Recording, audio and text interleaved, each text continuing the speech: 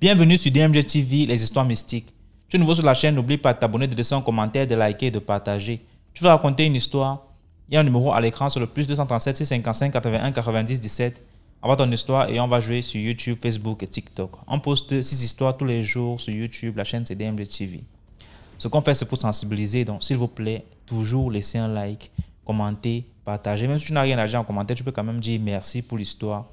Et si tu veux t'adresser à quelqu'un en particulier, tu peux dire peut-être histoire 1, voilà ce qu'il faut faire, ou alors poser ta question directement après avoir le H1 que tu vas écrire, ou alors H2 pour dire histoire 2, voici. Donc, laissez un commentaire, partagez, comme d'habitude. On va commencer avec la première histoire.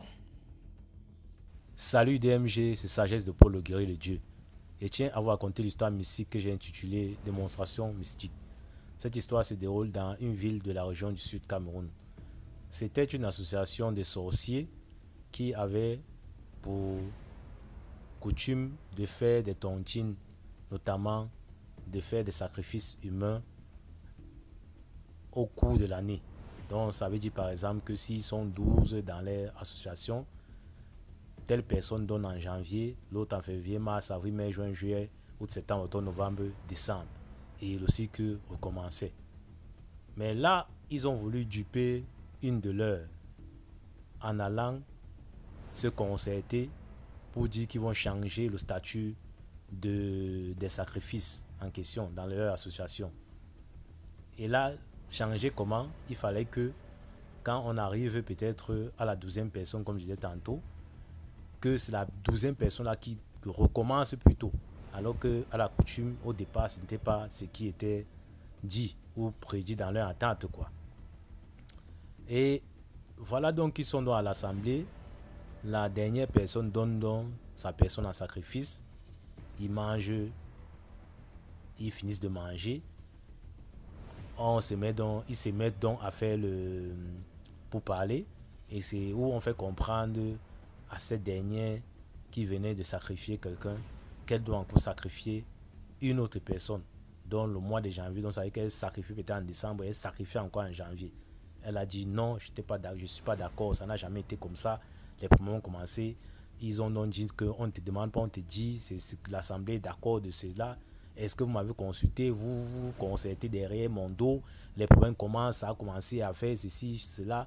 Vous faites des associations dans l'association, vous prenez des décisions et moi je viens seulement être devant les faits accomplis. Qui vous a dit que je devais être d'accord de ça? Je ne suis pas d'accord de ça. Qu'on continue comme ça a commencé, ça veut dire que la première personne qui avait donné des mains, que cette personne recommence à donner un membre de sa famille. Tout le reste de l'assemblée n'était pas d'accord puisque mystiquement cela concerté que non, ils avaient trouvé peut-être la mouviette de leur groupe pour faire d'elle ce que il voulait. Et c'est donc où la femme s'est donc fâchée et elle a décidé de tout gâter, que l'association là s'arrête même. Elle va tout mettre au vu et aussi de tout ce qu'ils font dans l'obscurité, elle va les mettre ça, dévoiler ça en plein jour. Voilà donc maintenant qu'ils ont dit, ils ont donc mis à défi que essaye. D'ailleurs même pendant qu'on te parle là, on a déjà pris quelqu'un, de ta famille, telle personne, ils ont donné le nom et que attends-toi seulement que dans quelques jours cette personne décède. Voilà donc la femme n'a pas pris ça d'un bon air, elle est partie donc se plaindre dans une brigade de gendarmerie. Les gens qui ont reçu sa plainte étaient tous étonnés. Que toi tu viens te plaindre pour les affaires de sorcellerie, tu nous dis qu'on a déjà mangé telle personne de ta famille et que cette personne attend que mourir. Comment tu peux nous démontrer donc ça? Comment tu peux nous dire de telles choses? Comment tu peux te plaindre pour de telles choses? Comment nous on va donc faire pour quelque chose qui est mystique et qu'on ne peut pas physiquement voir à l'œil nu? Elle dit non, ça va aller.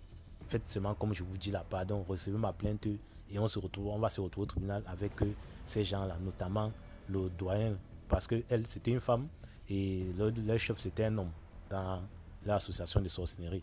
Voilà donc elle porte donc plainte contre le président de l'association de sorcellerie. On le convoque donc, il va, on le met donc même en prison en attendant l'audience. Et maintenant, quand il doit passer à l'audience, ils arrivent le jour de l'audience et il fallait donc commencer donc les débats, voir commencer le jugement, quoi. La femme et lui sont donc en, comment on appelle, en confrontation. La femme avoue qu'elle-même, elle mange les gens, elle a mangé dans cette association, mais ce qui est gâté, elle a donc relaté l'histoire que je suis en train de vous relater là. Et que ce monsieur doit payer. Il doit dire pourquoi il a décidé de prendre, parce que c'est lui qui a le mot final, c'est lui qui décide, comme la signature dans le cachet de l'association, c'est lui qui décide en dernier lieu qui on prend et qui on ne prend pas, mystiquement. Et c'est donc lui qui a permis de prendre ma personne. Et moi, je ne suis pas d'accord de ça. C'est pour ça que je préfère, même s'il va falloir qu'il fasse moi la prison, mais que celui-ci soit aussi avec moi là-bas dedans. Et peut-être tous les restes des membres de cette association en question. C'est où on demande au monsieur qu'est-ce que vous avez à dire. Le monsieur dit que vous allez tout dire. Moi, je vais encore vous dire quoi. Comment vous expliquer dans la sorcellerie? Comment vous expliquez le fait que vous dites que vous avez déjà mangé quelqu'un, mais cette personne est debout, cette personne est en train de marcher, de vivre sa vie, et que peut-être un an après, bien quelques mois après, voire quelques semaines, ou bien quelques jours, ou bien à moins de 24, cette personne décède. Comment vous pouvez démontrer ça? Le monsieur dit, je n'ai plus rien à perdre, je n'ai plus rien à cacher. Elle a déjà dit, et moi, je vais donc vous démontrer, parce que vous expliquez comme ça, là, vous n'allez rien comprendre. Veuillez bien m'apporter une papaye. On est parti prendre une papaye, on a mené à ce monsieur, on a posé la papaye devant la table du président du tribunal. Il dit, regardez bien la papaye. Quand vous touchez la papaye, on soulève la papaye, il demande de peser, d'estimer le poids. Oui, on estime, la papaye a un poids, ça pèse, oui. Il demande à nouveau de redéposer la papaye où elle était. On dépose la papaye. Le monsieur reste, il ferme les yeux, il se concentre. Il profane, il dit des paroles incantatoires. Il parle. Au bout de quelques minutes, le monsieur dit de reprendre la papaye pour la peser à nouveau. La personne qui avait pesé la papaye à nouveau, pas prendre la papaye. Et lorsqu'il veut, il se rend compte que la papaye est très molle. La papaye n'a plus de poids comme au départ. La papaye n'a presque pas de poids. Elle est comme un gonflé. Il dit de déposer avec délicatesse la papaye. La personne dépose la papaye. Il demande de prendre un couteau et de couper la papaye. Quand on prend le couteau, dès qu'on pose dans la papaye, ça fesse seulement. Donc ça s'affaisse comme un ballon. Et la papaye réussit à s'ouvrir quand même néanmoins. Et on se rend compte qu'il n'y a plus rien. C'était simplement la peau, quoi, l'enveloppe de la papaye qui était là. Donc tout ce qu'on fait, c'était que l'enveloppe de la papaye qui était là. Il n'y avait plus rien dans la papaye. Les pépins, comme vous connaissez, la chair, rien. Donc la papaye était seulement comme un ballon gonflable. Jusqu'à ce qu'on prenne le couteau pour donc essayer de percer. C'est là où maintenant ça s'affaisse. Et quand on réussit quand même à ouvrir, comme je vous disais tantôt, il n'y a rien dans la papaye. Ce n'est que l'enveloppe qui s'étale comme ça au niveau de la table du président. Waouh! Chahut, mystère, abomination, tout ce que vous pouvez imaginer. Les gens ont crié dans la salle. Les gens ont crié. C'est où le monsieur a dit, effectivement, voilà, si on vous dit, on essaie de vous dire, vous n'allez pas croire. Et il y a certaines personnes qui ne croient pas que ça existe. Voilà donc ça. Le monsieur a préféré aller puiser sa peine, mais il a démontré ce qu'on appelle la sorcellerie au vu et au su de tous. Donc les gens qui doutent toujours que la sorcellerie n'existe pas. Qu'est-ce qu'on appelle manger quelqu'un? Voilà donc ça que le monsieur a démontré. Et cherchez bien à vous renseigner. Cette histoire avait fait boum ici au Cameroun il y a plusieurs années. Ça avait fait vraiment boum. Donc famille d'MG, c'est que tu n'as pas encore vu que quelqu'un te dit que ça existe là. Toi ne dis pas que ça n'existe pas. Donc en réalité, faisons attention quand nous mettons les pieds dehors, quand nous ouvrons les yeux et quand Dieu nous permet de voir le soleil. Faisons notre prière avant de sortir, parce que le dehors est grave. Les membres de nos familles, les parents, amis et connaissances, on ne sait qui fait quoi et qui peut nous faire subir tel fait mystique. Tu peux être là comme ça, quelqu'un t'a déjà vendu, quelqu'un a donné ton nom quelque part dans une association, dans quoi que ce soit, dans des Illuminati, dans des endroits occultes. Toi tu te dis que on te voit là, tu es là debout en train de marcher, boutant. même les autres, tu n'as plus, ce n'est que ta peau qui est là, avec l'air qui est dans ta peau. On te voit là comme ça, tu n'es que, comme on dit souvent, la coque. Tu es la coque, que quelqu'un va finir même par venir te toucher seulement, toucher légèrement, même un simple vent te jette, tu tombes et tu décèdes, comme on voit souvent certaines personnes, comme ça arrive à certaines personnes. Et les gens qui sont toujours dehors en train de dire qu'ils sont forts, machin truc, ou bien fait ceci, fait cela, ils veulent bagarrer là. Faites attention, parce qu'il y a des gens qu'on a vendu, vous allez venir comme ça, te placer avec lui, dès que tu vas même le pousser, que recule un peu, la personne va tomber, il va décéder, elle va décéder. Et qu'est-ce qu'on va dire? Tu vas dire que non, je laisse même pousser pour prendre les langues avant qu'on commence la bagarre. Elle est tombée, elle est morte, on dira simplement que c'est toi qui as tué, point final. Donc famille DMG, faisons attention, le dehors est mauvais, le mystique existe, le monde visible et invisible sont compatibles, les deux vont ensemble. C'était l'histoire qui était à partager avec la grande famille DMG, c'était Sagesse de Paul Guerrier de Dieu, depuis la ville de Kribi au Cameroun. À vous de liker, de commenter, de partager, surtout de vous abonner à la chaîne DMG TV, parce qu'avec DMG TV, l'esprit de l'être humain reste en éveil pour les deux mondes par rester à dire le monde visible et invisible. Je vous remercie de m'avoir écouté et à très bientôt pour d'autres histoires mystiques.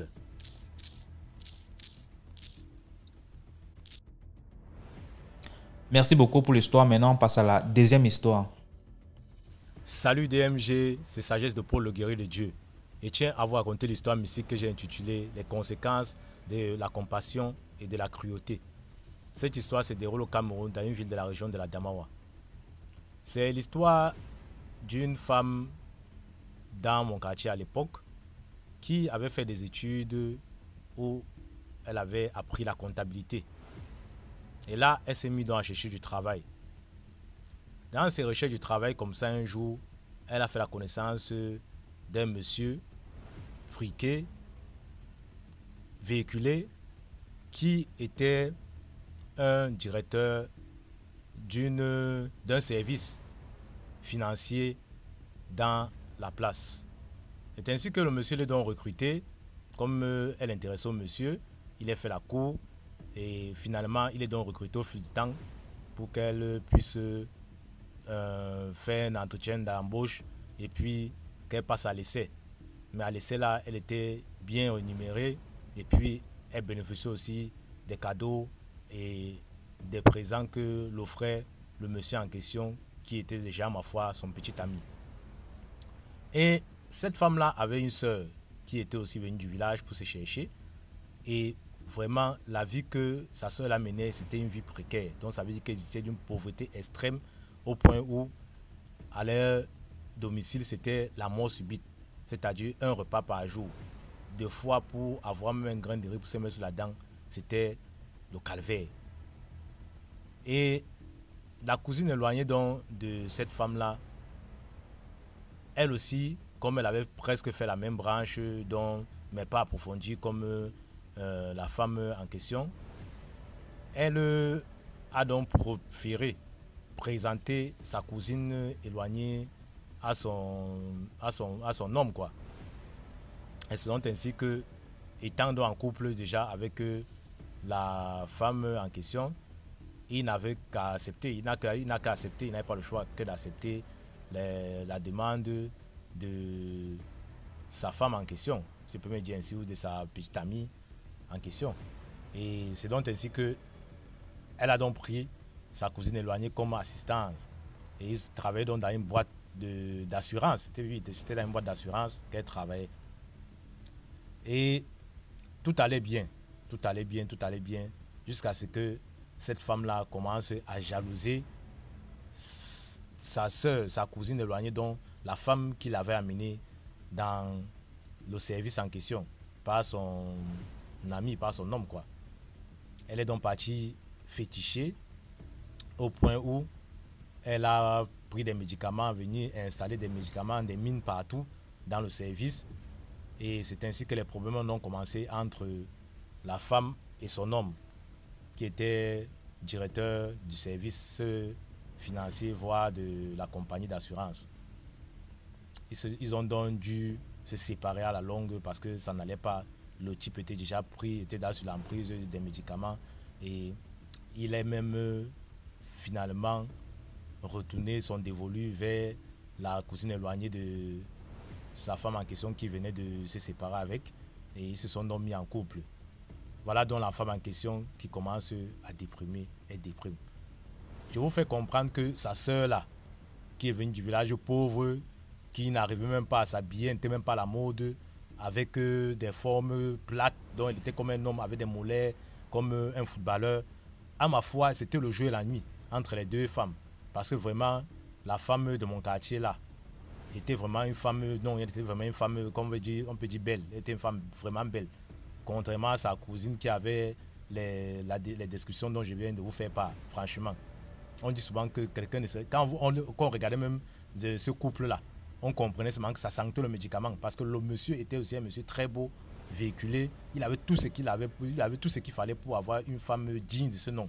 Mais cette femme-là avait son médicament et avec son manque de féminisme, elle a opté à faire du mal à sa cousine éloignée pour s'accaparer de son homme et aussi de tout son service, parce qu'à la fin elle a même pris la place puisqu'elle était assistante de sa cousine, comme je vous disais tantôt, mais finalement c'est elle qui est même devenue la principale secrétaire, ou bien je sais pas, la filiale ils exerçaient dans le service en question.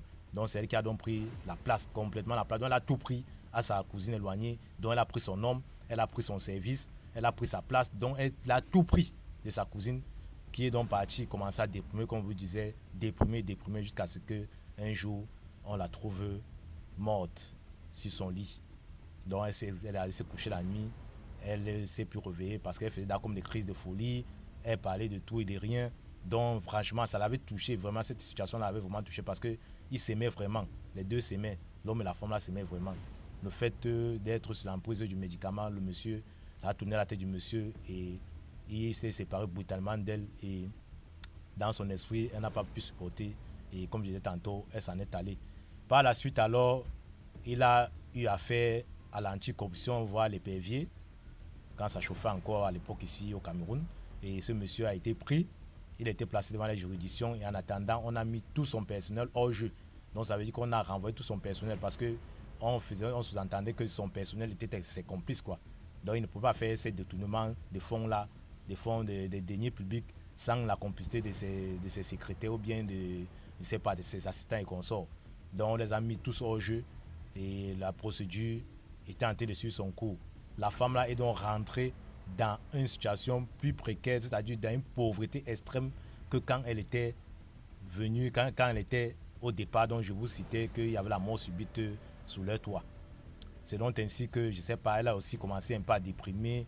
Elle est rentrée dans sa fausse mode, dont les habits un peu, je peux même dire peut-être à la limite crasseuse, parce que cette femme-là, quand vous la voyez, comme on dit souvent, que même si femme est finie dans l'Abidjan, ce n'est pas le genre là que vous allez sortir avec.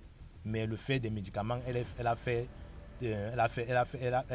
a mis l'homme d'autrui sur l'emprise et voilà les conséquences que Dieu a donc fait qu'elle subisse aussi à son tour.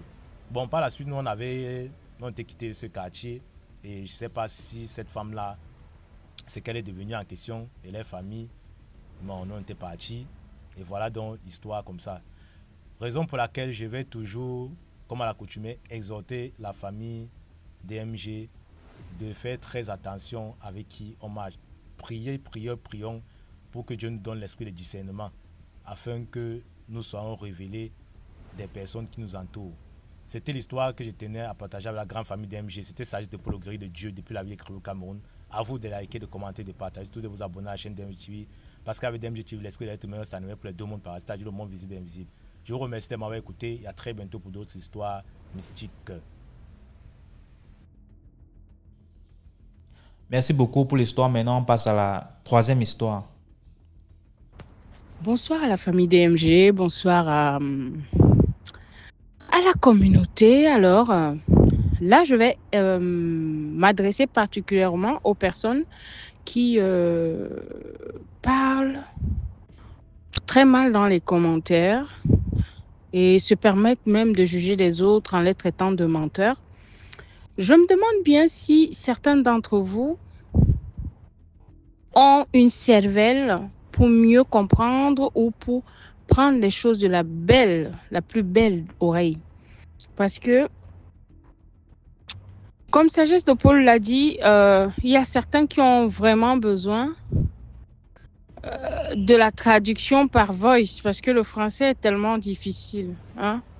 Et pour ceux qui disent que parler avec vos vraies voix d'histoire, vous savez, ne venez pas complexer les gens. Une comme moi, je ne me sens pas vraiment concernée parce que quand je viens en anonyme et je n'ai pas besoin de la validation de quiconque. Quand je viens pour conter l'histoire d'un proche ou une histoire qui me concerne. Donc, je n'ai pas vraiment besoin. Mais il y a certaines personnes que vous pouviez facilement impacter et complexer. Il y a une dame, par exemple, qui bégayait. Il a suffi d'un mot gentil de certains d'entre vous. Elle a repris confiance en elle. Et imaginez ceux qui n'ont pas confiance. Qu'est-ce qui se passe en fait? Arrêtez ça, s'il vous plaît. D'accord? Voilà. Il y a des personnes parmi nous qui vivent dans des pays occidentaux et qui n'ont pas d'autre choix que de parler comme vous les entendez parler là. Je ne parle pas de celles qui vivent en Afrique et vont faire le chocobi là. Je parle de celles qui vivent dans ces pays où on parle avec les ronrons dans la voix. Et ils n'ont pas le choix. Parce que à force, ils s'habituent à ça. D'accord? Voilà. Donc, il est temps que votre limitation se lève et que vous ôtez vos vilaines habitudes des villages là. Et comprenez qu'en fait, le monde ne se limite pas qu'à vos petits yeux, vos petits regards méprisants là. Alors, je vais passer au vif du sujet. Déjà, j'ai pris trop de temps, mais il était essentiel que je parle de ça. Je vais passer au vif du sujet. Il y a une histoire qui m'a interpellée. Il y a une histoire que DMG a publiée il y a, je crois qu'il y a quelques heures là que j'ai suivi. J'ai vraiment écouté et l'histoire H8, la dame parlait des tresses. Moi, ça m'a parlé personnellement parce que à la différence, c'est que moi, j'ai jamais tressé. Qui parlait de sa tante qui tressait et tout et qui a eu malheur après pour la méchanceté de ces personnes, d'une vieille. Moi également, j'ai eu ce problème. À l'époque, j'étais allée pour 1 mois en congé chez une de mes amies qui d'ailleurs était en couple à l'époque. Et il y avait ses voisins. Parmi ses voisins, il y avait un vieillard. Et ce vieillard, il quitte chez lui un matin avec la serviette, je dis la serviette, autour de ses reins. Et il vient me dire, il faut que je coupe ses cheveux. Je lui dis non, je ne peux pas couper. Pourquoi tu veux que je coupe tes cheveux? Je ne vois rien là. Vous voyez le genre de vieillard il n'a presque rien sur la tête. Il vient avec les ciseaux. Il me dit, je coupe. Le peu qui reste là, je dois couper. Je lui ai dit non, laisse encore grandir, on va couper après. Il me dit ok. Il est rentré. En fait, comme il était vieux, je ne voulais pas... je parle des vieux de 70, 80 ans là. Je ne parle pas des vieillards benguis là qui vieillissent pas. Je parle des vieillards de nos grands-pères d'Afrique là, que celui-là, il a vraiment subi la souffrance. Voilà, il vieillit vraiment bien vieillir là. Il vieillit, mais il ne marchait pas vraiment avec la canne. Mais il était vraiment déjà cambré comme ça.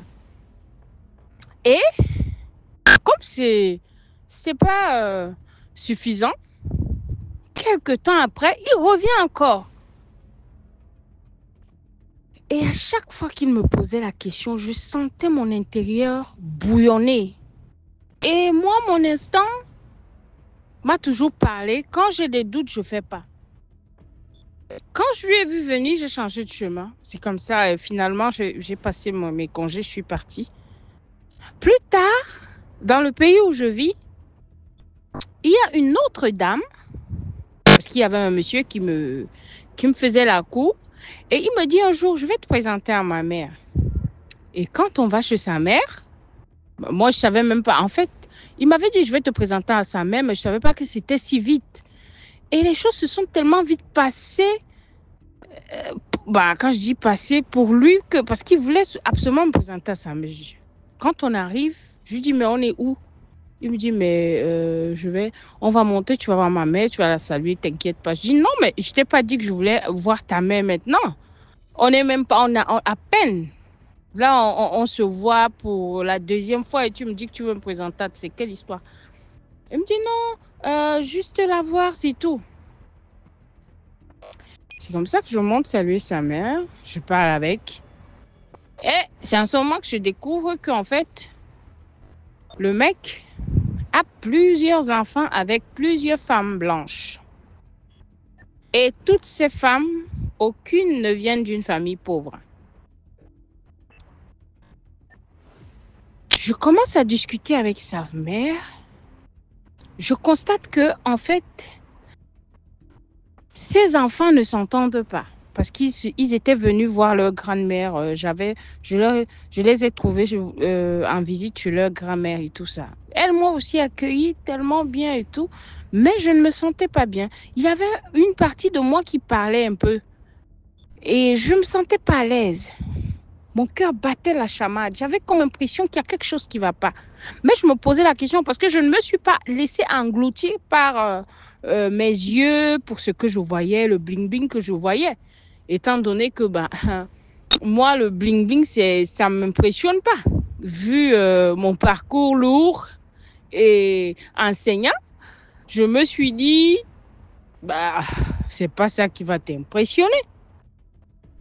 Et subitement, j'ai eu la pression de vouloir rentrer. Quand je lui dis, moi je vais rentrer, il me dit, attends un petit peu, on passe encore un peu de temps, j'ai commandé à manger. Je dis, mais pourquoi tu as commandé à manger? Moi, je t'ai pas dit que je voulais manger. Il me dit, non, je voudrais qu'on mange en famille et comme maman, la femme qui s'occupe d'elle, elle est déjà partie, elle a fait un repas, mais c'est parce que on souhaite manger, donc j'ai essayé de commander. Et pendant que nous étions assis, sa mère me dit, ah, je recherche quelqu'un qui va me tresser et tout. Je reste tranquille. Après, je dis dans mon cœur, mais comment cette femme sait que moi, je tresse? Après, je dis, je parle pas. Après, elle me dit, ah, ma fille, toi, tu connais pas tresser? Je dis, mais il faut aller dans les salons de coiffure, vous allez vous tresser. Elle me dit, oui, mais moi, j'aime pas quand tout le monde touche ma tête. Donc, tu sais, je suis déjà une vieille femme et aller m'asseoir ou bien déplacer quelqu'un pour venir me tresser. Après, quand je connais pas la personne, c'est un peu difficile. Je dis, ah, ok. Elle me dit, mais toi, tu as l'air que, on dirait que tu sais tresser. Je souris un peu, je lui dis, mais comment vous savez que je sais tresser? Elle me dit, ma fille, quand tu me regardes, est-ce que tu vois quoi? Tu vois comme si je suis dépourvue de toute sagesse? Je dis non, loin de moi cette idée. Elle me dit, ok. Parce que tu as devant toi une femme, on appelle ça chez eux, parce qu'elle est d'origine sénégalaise, ils appellent ça je sais plus comment, elle m'avait donné un nom là, comme on appelle les grands marabouts là. Elle m'a même donné les noms des grandes personnalités au Cameroun, au Gabon, qu'elle partait soigner, qu'elle partait pour que leurs affaires marchent. Des grands, je dis des grands, les noms des grandes personnalités qui sont dans le gouvernement, même au Congo. Je dis, ah bon? Elle me dit oui. C'est là où elle commence à me conter l'histoire, comment elle partait travailler là-bas et c'était pourquoi, quel sacrifice elle faisait. Mais elle ne m'a jamais dit qu'elle faisait des sacrifices humains. C'était toujours des sacrifices animaux, des animaux et tout. Mais j'ai commencé à comprendre pourquoi mon cœur, il battait depuis. Mon cœur, il battait la chamade quand je suis arrivée chez elle. Je dis, quand je touchais seulement, même pour m'asseoir ou aller uriner, j'étais comme... J'étais pétrifiée en fait. J'arrivais à rien faire. Parce que mon intérieur était seulement sort de là et j'avais compris. Quand elle a commencé à parler, j'ai compris pourquoi. Je lui dis oui, je sais tresser, mais actuellement j'ai mal au doigt, donc je ne peux pas tresser. Elle me dit, ah, guéris vite alors. Si d'ici la semaine prochaine, tout va bien, tu viens me tresser. Samedi, ce serait mieux. Je dis d'accord, j'ai compris, mais je dirai à votre fils, si c'est possible, il viendra me chercher et on viendra, je vais vous faire des tresses. Elle me dit oui, mais c'est juste un petit truc comme ça. Tu vas faire même si c'est des 2 nattes, des renversés, tout ça. Je dis ok, il n'y a pas de souci. Oh. Quand je suis rentrée de là, je me suis tellement posé la question de savoir, mais pourquoi cette femme veut? Pourquoi surtout des vieillards? Parce que la première fois, c'était un homme, la deuxième fois, c'était une femme. Pourquoi ils veulent toujours que je tresse, je me mets sur leur tête et je tresse? J'ai posé la question à plusieurs sages. Certains m'ont dit que certains parfois veulent entrer en contact spirituel parce que mon âme est une âme qui apaise, qui guérit. En fait, quand une personne qui a tellement fait des choses spirituellement, qui a une vie spirituelle sale, quand elle me voit, elle veut laver sa vie spirituelle en entrant en contact avec mes énergies. Donc, c'est à moi de choisir si je veux ou je ne veux pas entrer en contact avec. Et j'ai dit, mais non, moi je ne veux pas entrer en contact avec.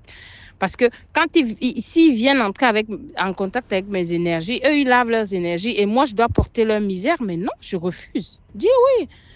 Donc, c'est le choix. Nous, on t'explique simplement. Voilà. Et là, l'histoire 8 de la fille qui a expliqué tout à l'heure, c'est là où j'ai compris, en fait. Et vous savez, même quand on vous explique quelque chose, il faudrait que quelqu'un le vive ou quelqu'un vous raconte l'histoire de quelqu'un qui l'a vécu, qui était à côté, pour comprendre la pesanteur, l'allure et la profondeur de la chose, en fait. Et là, vraiment, cette histoire m'a vraiment soulagée. Maintenant, je remercie vraiment le bon Dieu. Je remercie vraiment le bon Dieu pour ce don qu'il m'a donné.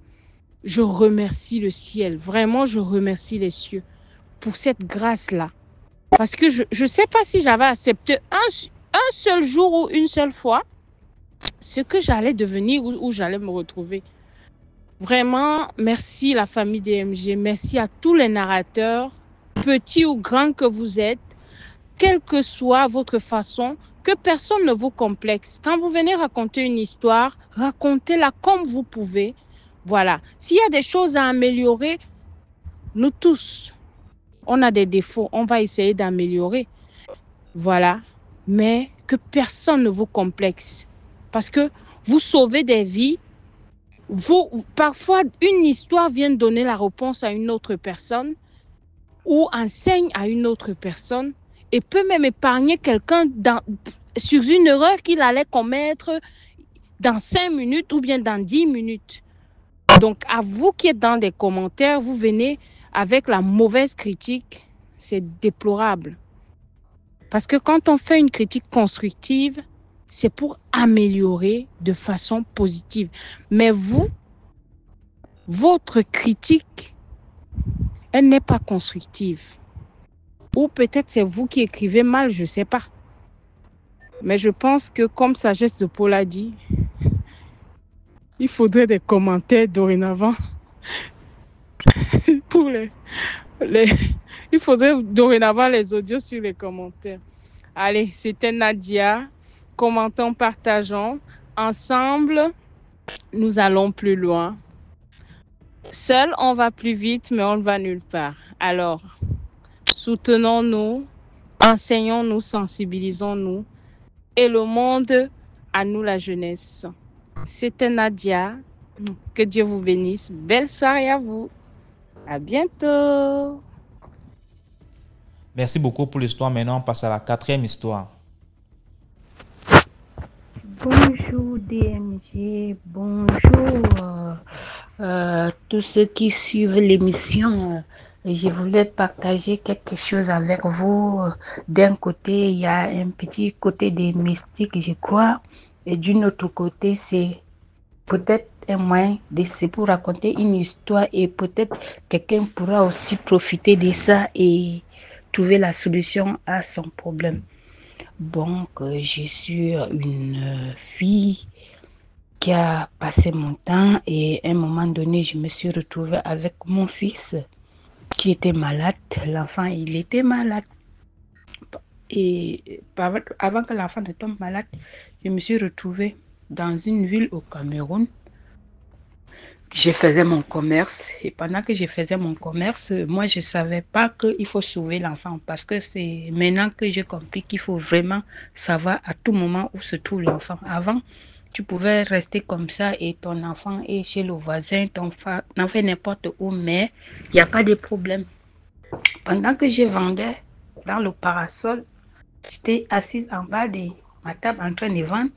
J'avais mon petit garçon qui aimait se balader un peu partout dans le quartier. Il n'avait que 2 ans, peut-être 2 ans et demi comme ça, oui. 2 ans, oui. Il se baladait pendant que je suis moi assise en train de vendre. Il fait les va-et-vient comme les enfants font là. Parfois, il vient à côté de moi, il repart, tout ça. Et bon, il marchait, moi, je me tends souvent la tête, je vois, il est là, et puis je continue à vendre.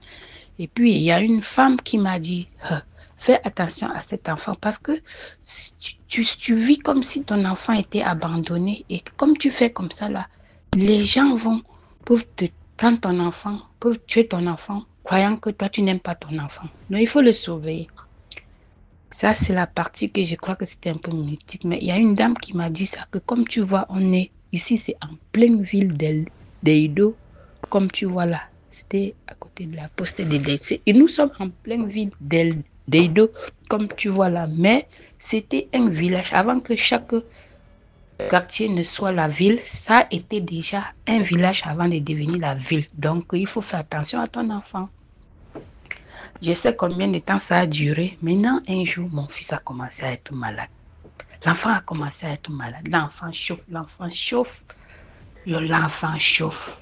Moi, je suis avec mon bébé, il chauffe, je suis en train de vendre. Mais j'ai dit, mais l'enfant s'y chauffe déjà trop. C'est trop. La manière que l'enfant s'y chauffe, je ne comprends pas.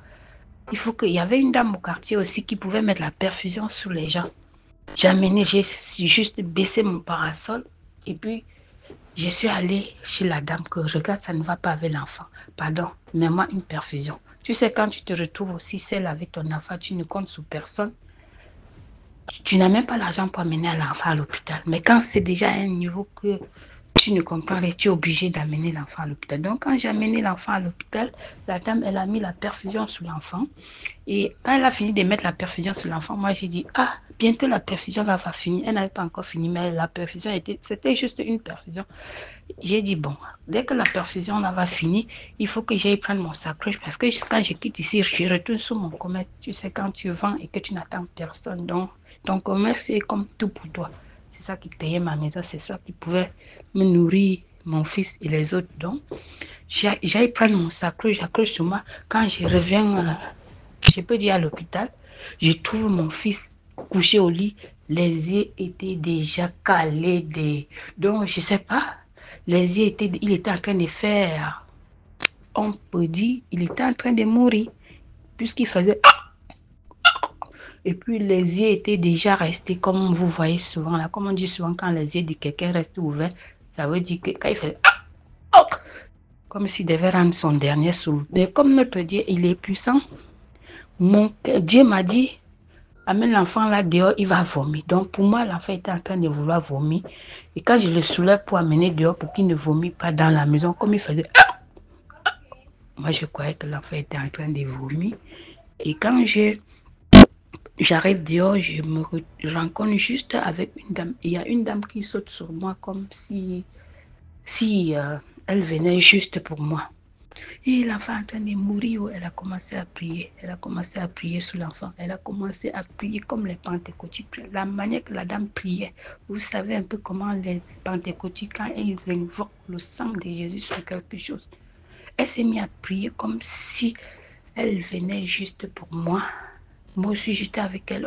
On a commencé à prier ensemble et retourner comme j'étais en train d'amener l'enfant dehors pour que l'enfant vomit. Et elle est venue comme si Dieu m'avait envoyé. Et là, a envoyé pour qu'on se croise dehors. Elle a commencé, la manière que la dame a prié sur mon fils. Bon, j'ai rien compris. J'étais là, c'est oh mon Dieu, sauve mon enfant, sauve mon enfant. La dame, elle a prié jusqu'à... Il y avait déjà un changement parce que l'enfant était déjà en train de mourir. Les yeux étaient comme ça, les mains comme ça. Il faisait... C'est après que je me rends compte qu'il devait rendre son dernier souffle. Et c'est comme ça que la dame a commencé à prier. Elle a prié, elle a prié. Après, elle me dit, ça ne suffit pas, j'arrive. Elle est sortie et puis elle est revenue. Elle est sortie, elle m'a dit, elle a prié comme les pentecôtiques prient. Et quand elle a fini de prier, Elle est sortie. Elle me dit, ça ne suffit pas encore. Même la dame qui a mis la perfusion, elle était aussi là comme ça. Moi-même, j'étais là, j'ai dit, c'est ma Seigneur, sauve mon enfant. Seigneur, sauve mon enfant. Je ne connais pas vraiment prier, mais la dame a prié. Elle a invoqué le sang de Jésus. Elle a prié quand elle a prié avec autorité. La prière, c'était pour vous dire que vraiment, la prière sauve.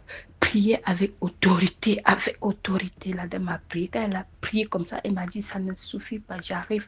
Elle est sortie. Dès qu'elle arrive dehors, elle revient encore avec deux jeunes garçons. Deux jeunes garçons, même à peu près de 20 ans, 22 ans, 25 ans, comme ça, là. Elle est venue, les trois, ils étaient maintenant trois sous mon enfant. Je ne sais d'où cette personne sortait. Ils ont commencé à prier. Ils ont invoqué le sang de Jésus. Ils ont prié sous l'enfant. Ils ont prié pendant que, avant qu'elle ne soit même pas allée chercher les deux messieurs, il y avait déjà un changement sous mon enfant. Donc le fait quand il faisait, les yeux étaient déjà ouverts, ça ne se fermait plus pour un bon bout de temps. Les yeux là, ça descendait un peu, mais c'était pas encore fermé. Ça descendait un peu et le fait que quand l'enfant faisait, ça c'était même déjà arrêté, mais les yeux n'étaient pas encore tout fermés, les yeux n'étaient pas encore descendus, mais c'était déjà, tu sentais qu'il y a un changement. Elle est venue avec les deux hommes. Avant d'aller les chercher, elle dit, ça ne suffit pas, j'arrive. Elle sort, même pas 2 minutes, elle rentre dans la maison. Les trois, la femme et les deux hommes, ils ont commencé à prier sur mon enfant. Prier, prier, prier, je veux jus DMG. Ça, c'est un témoignage, un miracle. Les deux ont prié avec autorité. Les trois ont prié sur mon enfant avec autorité. J'étais aussi là comme ça. Seigneur, sauve mon enfant. Oh mon Dieu, aide-moi. Oh mon Dieu. Les trois ont prié avec autorité. Quand ils ont fini de prier avec autorité, comme je te dis là, comme je vous dis là, mes frères, ils ont vu qu'ils avaient fait vraiment ce qu'ils avaient envie de faire. Quand ils ont prié jusqu'à les yeux de l'enfant, l'enfant est revenu à lui. Ils sont sortis. Quand ils sont sortis et partis, moi aussi j'ai pris mon enfant, j'ai attaché sur mon dos et puis je suis allée m'asseoir dans mon commerce. J'ai continué à vendre. Et j'ai continué à vendre. Quand j'ai continué à vendre, et après, c'était même la nuit, j'ai fermé, je suis allée chez moi, dormir, rangé, fermé, et puis je suis rentrée chez moi dormir.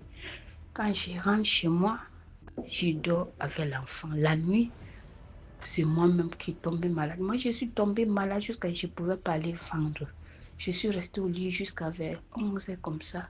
Je me suis levée, m'asseoir un peu devant ma porte. Comme ça, je ne me sentais pas bien. Mais l'enfant, je vous jure, pour lui, ça commençait déjà à aller. Et j'ai passé la journée à la maison malade et le soir, je me sentais aussi vraiment que peut-être demain, je peux encore aller vendre. J'ai dit, je dois laver mes assiettes, je dois laver mes habits. Et puis, comme ça, je dois, le grand matin, je dois sécher les habits et aller vendre. Parce que, monsieur, tout ce que j'ai fait, c'est aller vendre pour gagner un peu, pour survivre. Quand j'étais en train de laver les assiettes, Dieu merci, je me suis mis à laver les assiettes dans la maison. Je ne suis pas allée dehors. Il était couché au lit. Et moi, assise à côté je vivais dans une chambre. Donc, assise à côté en train de laver les assiettes. J'ai entendu encore un bruit au lit. Donc, il était en train de confuser. Et Dieu a fait qu'il a confusé en faisant un bruit. Quand il a confusé en faisant un bruit, j'ai sauté comme ça. Moi, je n'ai jamais vu quelqu'un confusé. C'était ma première fois de voir comment l'enfant est en train de faire la confusion. Donc, je l'ai soulevé sous ma main comme ça. J'ai sauté dehors. Vous connaissez la vie des doigts là, en ville. En criant, j'ai poussé un cri que venez me sauver l'enfant. Il est en train de mourir. Il était en train de confuser. Quand j'ai dit ça, pap, en sortant dehors avec lui comme ça, étant dehors, ben, c'est le quartier qui est sorti. Chacun est venu, bon, je suis crié, venez me sauver, l'enfant il est en train de mourir. Donc c'est sorti dans ma bouche comme ça. Et quand je suis arrivée dehors, il y a encore une dame qui a encore plus belle, c'était ma voisine. C'est une femme qui prie comme les pentecôtiques. Elle a encore pris l'enfant, commencé à prier. Elle a prié pendant qu'elle priait. Il y a une autre femme qui est venue frotter un médicament sur la tête de mon fils. Bon, moi, je ne sais pas ce qu'elle avait frotté. Il y a un monsieur aussi qui est sorti avec une bouteille d'eau glacée versée sur l'enfant. C'est comme ça qu'on a prié sur l'enfant. On a prié. La dame voisine là, elle a invoqué encore le sang de Jésus. Elle disait même si c'est le boma qui veut avaler l'enfant. Donc, c'était les doigts là, je les connais. Elles ont prié sur l'enfant. Elles ont prié sur l'enfant et la confusion s'est arrêtée. Quand la confusion s'est arrêtée, moi j'ai eu peur, tellement que j'avais peur. Moi j'ai cru que c'est parce que j'ai vu dans cette ville-là que mon enfant va mourir. J'ai attaché l'enfant au dos, il était déjà 1h.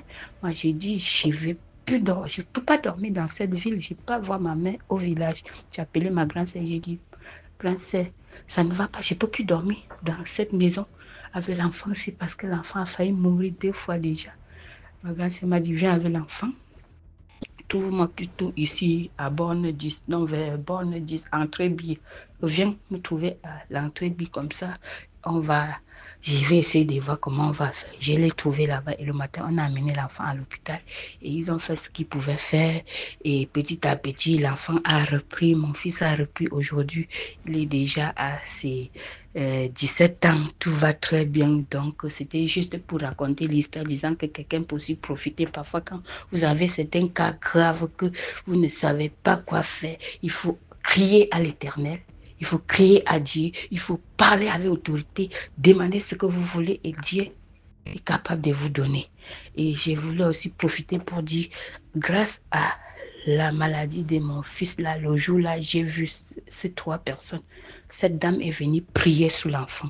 Quand elle est venue prier sur l'enfant, elle a allé chercher les autres personnes. Ils sont venus prier sur l'enfant. Grâce à ça, moi, j'ai compris que quand il y a un problème qui ne va pas, il faut invoquer le nom de Dieu. Il faut invoquer, il faut parler, il faut faire des trucs. Tu cries, tu parles à Dieu et Dieu peut te sauver. Parce qu'avec tout ça, ce qui s'était passé il y a 17 ans là, encore où je me trouve là, il fut un jour encore, il y a un de mon enfant qui a encore... Bon, pour lui, c'était le sang. Ça sortait dans la bouche, dans les fesses. Donc, il avait versé, ce qu'on appelle ça l'hémorragie externe, puisque c'était sorti. Et grâce à comment une dame a prié sur l'autre, mon enfant, et que Dieu a fait grâce, le jour-là, moi-même, quand mon fils a commencé à être en train de faire l'hémorragie, du matin jusqu'au soir, il était seul dans son coin en train de faire l'hémorragie. Et quand il m'a dit ça ne va pas, j'ai perdu trop le sang. Quand j'arrive, je dis là, avec tout le sang que tu vois là, je ne peux pas rester dans la maison avec toi. Et dès que j'ai dit ça, là, après encore le sang a commencé encore. Donc quand le sang sort en haut, en bas, il s'évanouit comme ça, c'est la mort. Moi, c'était que la prière. J'ai prié. Je ne connais pas prier, mais le jour-là, j'ai appelé Dieu. Jusqu'à Dieu est venu au secours. Donc ça, ce que je parle là, c'est pour que vous tirez les morales, que quand ça ne va pas, il faut prier, il faut prier. Et j'ai oublié de dire que quand moi j'ai dit, une femme est venue, a atterri comme ça, comme si c'était, pour moi, cette femme-là, peut-être c'était des anges de Dieu. Parce que je ne sais pas, j'ai vu dans le quartier depuis 4 ans, mais je n'ai jamais vu cette femme, ni voir les 2 hommes-là qui sont venus. Et quand elles ont fini de prier jusqu'à partir, je n'ai même pas pensé à demander la dame qui avait mis la perfusion que tu connais les dames là, elles vivent où comme ça, je vais aller les dire merci. Donc quand elles ont fini de prier, sauver mon enfant, ils sont partis, moi je suis restée comme ça. J'ai oublié même que je vais chercher où se trouve cette dame avec les 2 messieurs.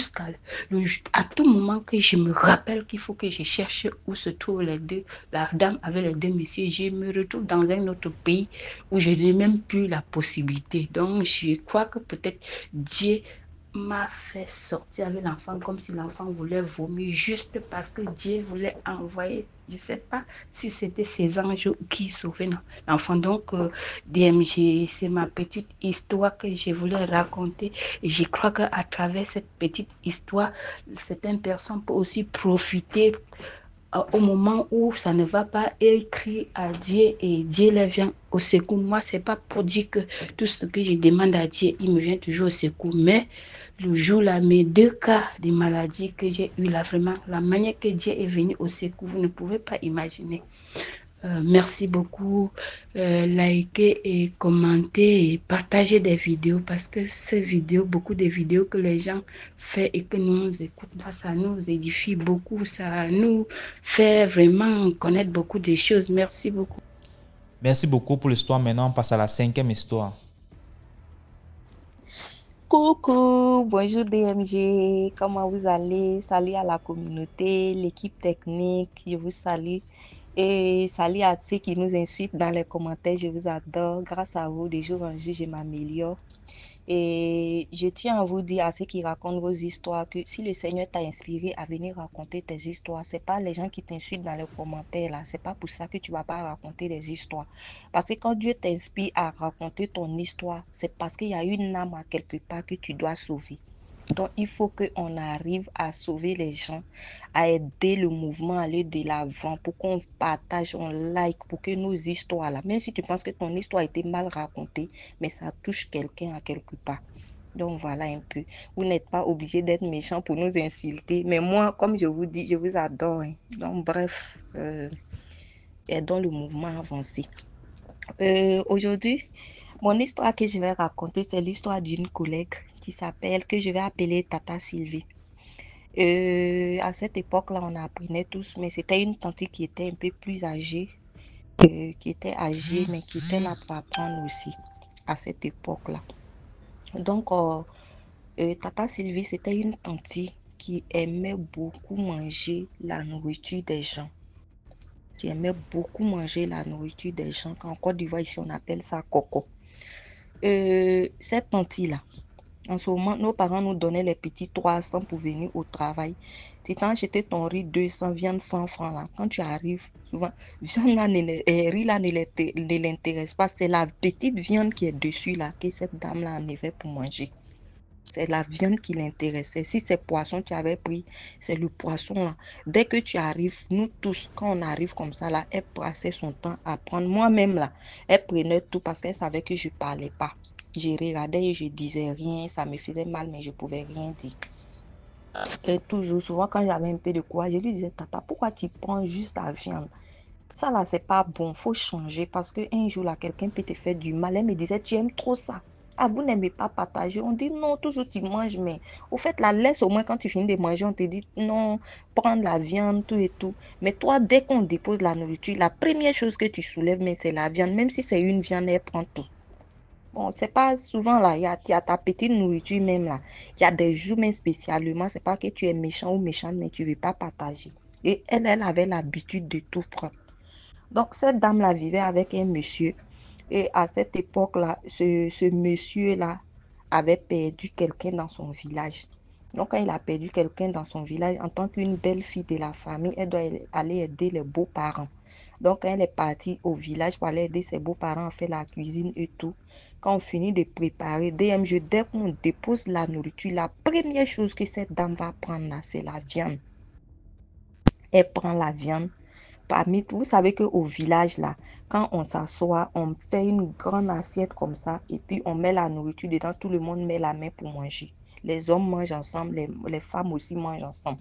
Et même dans le village où tu connais personne encore, tellement c'est dans ses habitudes, dès qu'on dépose la nourriture, elle a été la première à mettre sa main dans l'assiette et qu'est-ce qu'elle soulève? La viande.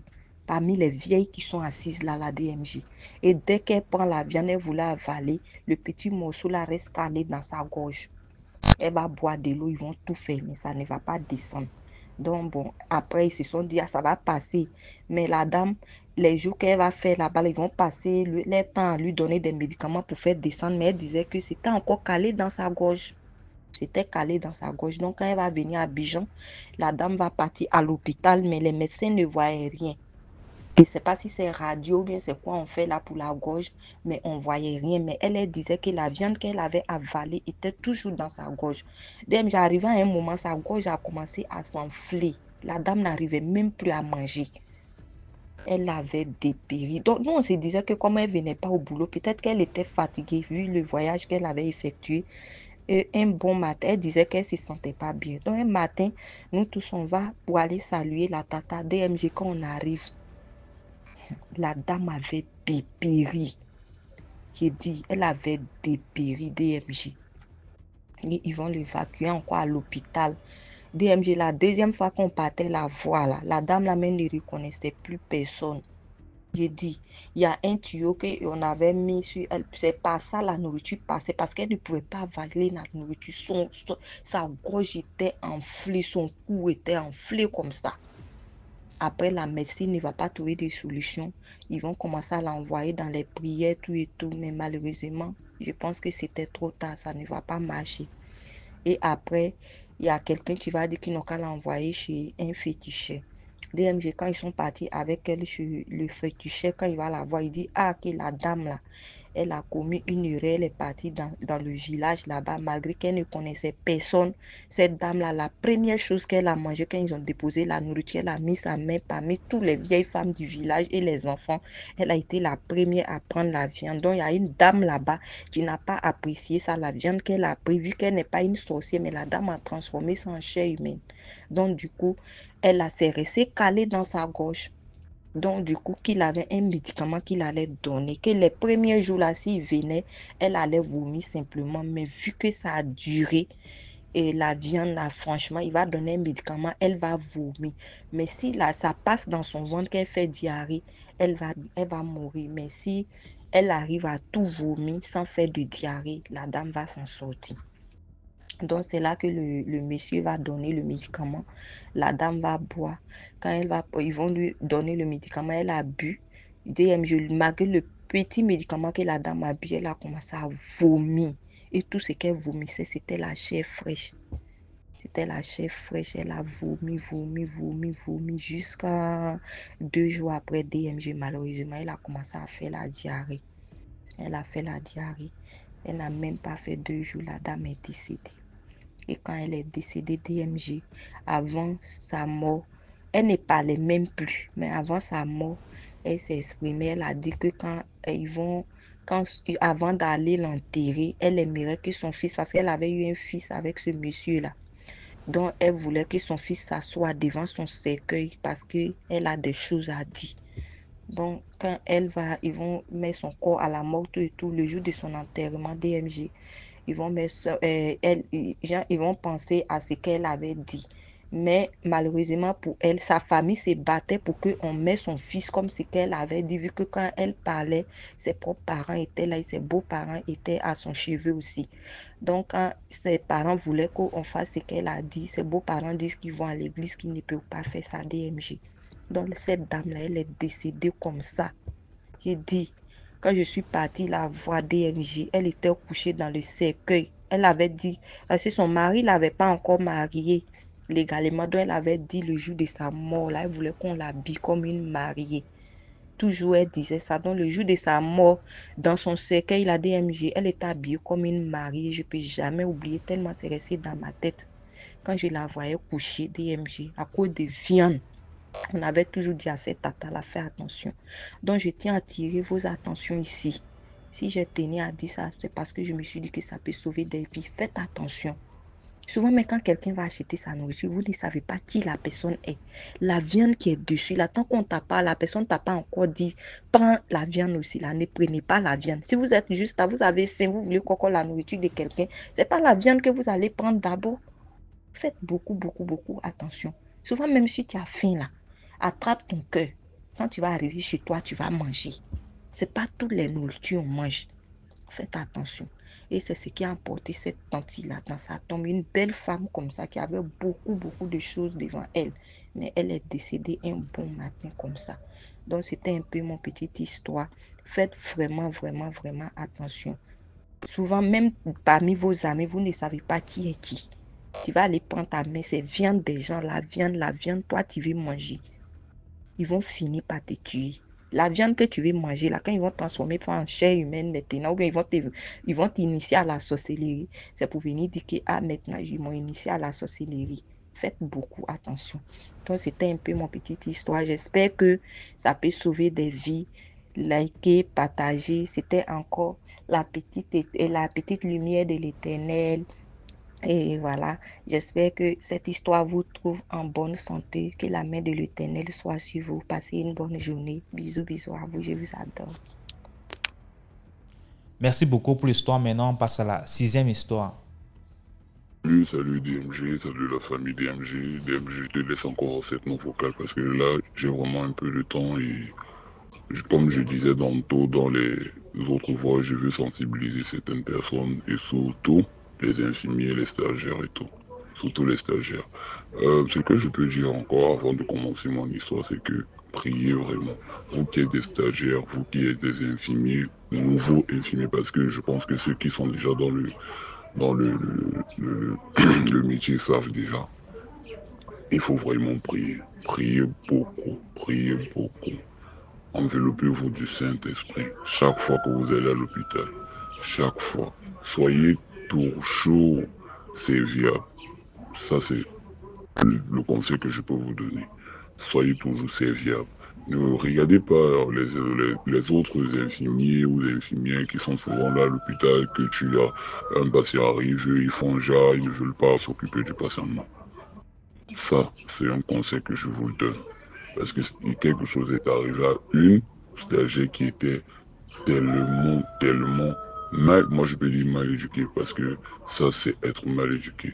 Mais ce qui est arrivé, bon, je vais vous raconter l'histoire. Là, vous allez essayer de comprendre un peu la leçon et tout. Nous étions en stage toujours, un autre stage communautaire.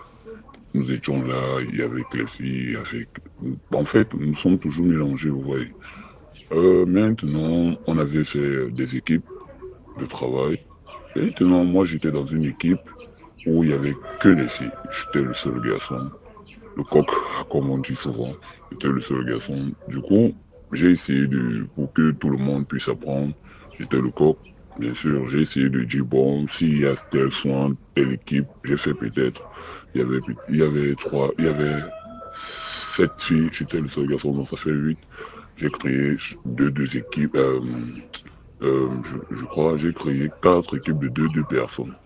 Bon, maintenant, il y avait qu'une fille. Elle était, je ne sais pas si vraiment, les filles, faites très attention. Elle, je ne sais pas si c'était la puberté, même si je ne pense pas parce que c'était une grande fille. C'était vraiment une grande fille. Elle se comportait vraiment bizarre. Maintenant, un jour, donc, il y a une dame. C'était même pas une maman. Elle avait le pied, c'est comme si elle avait fait l'accident. Vous voyez, elle arrivait à l'hôpital. Nous étions ailleurs. Elle était là avec celle avec qui elle devait normalement travailler. Nous étions ailleurs pour essayer de faire la ronde avec le médecin et tout. La dame est arrivée, la dame a dit que s'il vous plaît, j'ai mal au pied, j'ai besoin de faire mon pansement. La dame, ma collègue, pardon, ma collègue a demandé, et votre matériel est où? La maman dit que ouais, je n'ai pas encore acheté mon matériel et tout.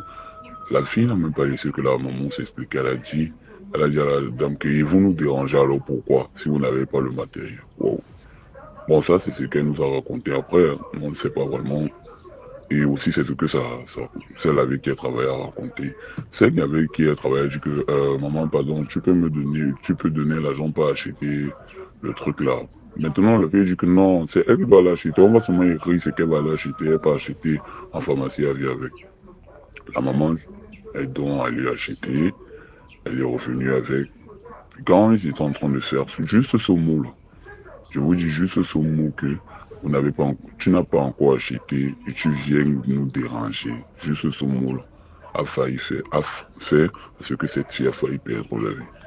Quand ils étaient en train de nettoyer la plaie de la mère, ça c'est ce que les filles nous ont raconté parce que nous sommes venus bien après.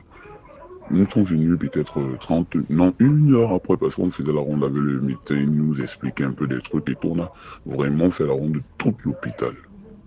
Genre partout, aux urgences, en médecine, en fait partout. Nous étions là vraiment pour apprendre. Maintenant on a fait genre, ce qu'on raconte, ce que la fille, sa camarade raconte, parce que celle-là n'a pas pu nous raconter plus son état. Elle nous raconte que sa camarade était en train de nettoyer la plaie. Elle voyait sa camarade nettoyer la plaie. Mais sa camarade, elle constatait que sa camarade lui disait que mais, la plaie de la maman, ce n'est pas en train de finir. Qu'elle a l'impression que ce qu'elle nettoie entre dans sa bouche. Donc, genre, parce qu'il y avait les asticots à l'intérieur, désolé, mais il y avait les asticots, parce que puisque c'est moi qui ai fini le pansement de la maman, il y avait les asticots à l'intérieur, elle nettoyait, elle disait que elle avait l'impression chaque fois qu'elle retirait un asticot, ça venait dans sa bouche. Chaque fois qu'elle enlevait un asticot, ça venait dans sa bouche.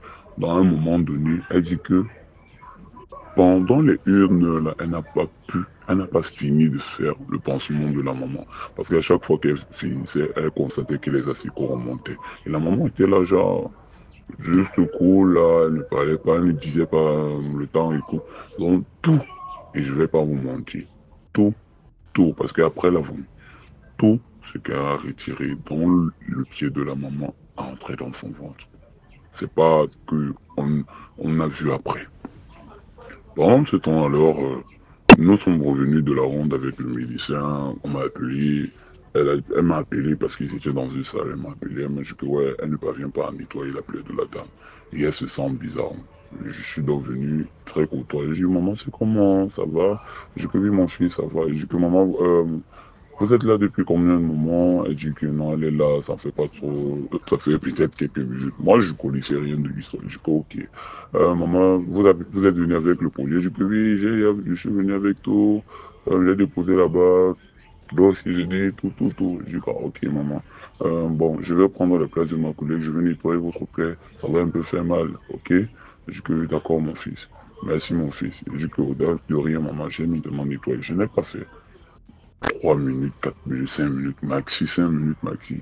J'ai nettoyé la plaie de la maman. Et vraiment, il y avait les asticots qui sautaient, mais c'était pas autant. Oui. J'ai nettoyé la plaie de la dame, nettoyé. Et j'ai fini de nettoyer sa plaie. J'ai fermé la plaie. La maman s'est levée, elle m'a donné. Parce qu'à l'hôpital, on ne donne pas la. Bon, elle a mis 500 dans ma poche. Ouais. Normalement, ça ne se passe pas comme ça. Elle a mis 500 dans ma poche. J'ai dit non, mon grand-mère, c'est pas comme ça. Non, on ne fait pas ça ici. Elle m'a dit non, t'inquiète, c'est moi qui te donne. Je suis une grand-mère, c'est un cadeau. Prends ça sur toi, ok? J'ai dit que d'accord. C'est maintenant, après, on constate la fille maintenant qui est en train de nettoyer. La grand-mère dit que celle-là, elle ne va pas aller loin. Ah, nous, on n'avait pas compris vraiment ce qu'elle parlait. Nous, on savait déjà que notre collègue avait une mauvaise manière de parler. Ça le fait très très mal. Nous sommes donc restés. Elle dit qu'elle se sent pas bien. On dit que c'est quoi? Elle dit qu'elle se sent pas bien. On dit que c'est quoi? Pendant ce temps-là, la grand-mère n'est pas partie de l'hôpital. Elle est assise à la caisse. Elle est assise là. Genre, c'est comme si elle voulait montrer juste quelque chose à cette fille partie. On est resté, c'est sa collègue maintenant, celle avec qui elle travaille, qui vient me dire que, monsieur, la maman, si, ça fait bon, je prends un nom d'emprunt, que Alice est en train de nettoyer sa plaie. 1 heure, depuis que elle est en train de nettoyer la plaie. Depuis, elle n'a pas pu nettoyer, maintenant elle dit que ce sont ma vie un peu fort. Je vois la fille est en train de confuser complètement. Elle confuse. On essaie, j'appelle maintenant le médecin, je dis monsieur, pardon, donc venez voir tout, on essaie de la ramener. Toi, confusait vraiment. Après, elle vomit. Je vous mens pas. Elle vomit les asticots. Elle vomissait les asticots du sang. Elle vomissait vraiment. Elle a vomi, quand elle a commencé à vomir, on a commencé à crier que c'est quoi ça. C'est là où maintenant sa camarade, sa collègue avec qui elle travaille, a commencé à nous conter l'histoire. On nous dit que oui, on va faire comment, il faudrait qu'on voie la maman là, on ne sait pas tout, la maman là sort. Mais j'avais quand même ce qui était bien, c'est qu'elle avait laissé son carnet, elle avait oublié son carnet. Et nous, bon, c'est même pas qu'elle avait oublié, nous on avait oublié de lui remettre le carnet. Parce que moi je savais que c'était ma collègue qui était en train de gérer et après, peut-être quand j'étais en train de faire les soins, elle avait noté tous les soins et remis le carnet. Mais non, elle n'avait pas fait ça, elle était juste allée se coucher. Donc du coup, on a cherché la maman à l'hôpital. On a constaté que la maman était là. Elle était assise, on est venu. Elle dit que oui, je sais pourquoi vous venez. Elle dit à la fille là qu'elle vienne me demander pardon. Sinon, là où elle est là, elle va mourir.